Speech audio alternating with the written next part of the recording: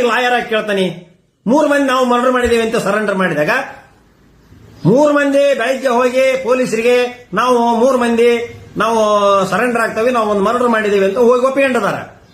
ಅದನ್ನ FIR ಯಾಕೆ ಹಾಕ್ಲಿಲ್ಲ ಪೊಲೀಸರು? ನಾನು ಡಿಫೆನ್ಸ್ ಲಾಯರ್ ಆಗಿ ಕೇಳ್ತದನೀಗ. ನಾನೊಬ್ಬ ಡಿಫೆನ್ಸ್ ಲಾಯರಪ್ಪ, ನಾ ಕೇಳ್ತಾನೀಗ, ನಾನು ಪ್ರಜೆ ಕೇಳ್ತಾ ಇದ್ದಾನೆ. 3 ಮಂದಿ ಬಂದು ನಾವೇ ಮರ್ಡರ್ ಮಾಡಿದ್ದೇವೆ ಅಂತ ಒಪ್ಪಿಕೊಂಡಾಗ FIR ಯಾಕೆ ಹಾಕ್ಲಿಲ್ಲ? It is first omission on the part of the police peoples. The person who investigating the matter. Initial stage is that in order to cure the omission, he first file FIR when the information received from the 3 persons. It is also highlighted by these medias. ಬಂದು ತಾವು ಬೆಳಗ್ಗೆ ಬಂದು ನಾವು ತಪ್ಪು ಒಪ್ಪಿಕೊಂಡು ನಾವು murder ಮಾಡಿದೀವಿ ಅಂತ ಒಪ್ಪಿಕೊಂಡಿದ್ದಾರೆ. Why this confession is not at all converted?